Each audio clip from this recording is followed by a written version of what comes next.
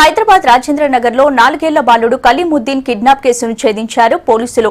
3 రోజుల క్రితం కిడ్నాప్ జరగ్గా నిందితురాలు ఫైమా బేగంను అదుపులోకి తీసుకున్నారు. కిడ్నాప్ చేసిన బాలుడిని 15,000 రూపాయలకు కిషన్ బాగ్ కాలనీలోని ఓ కుటుంబానికి అమ్మినట్లు గుర్తించారు పోలీసులు.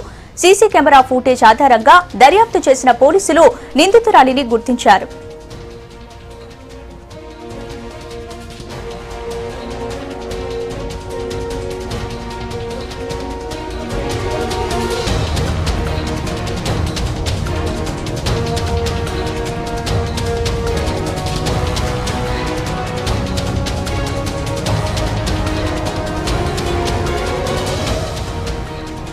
గతంలో బాలుడు కలీముద్దీన్ ఇంటికి సమీపంలోనే నివాసమున్న నిందితురాలు ఇటీవల కిషన్ బాగ్ కాలనీకి మకా మార్చింది.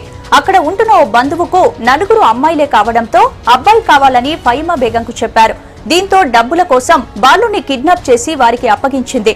నిందితురాలిని అదుపులోకి తీసుకున్న పోలీసులు ఆమెను విచారిస్తున్నారు.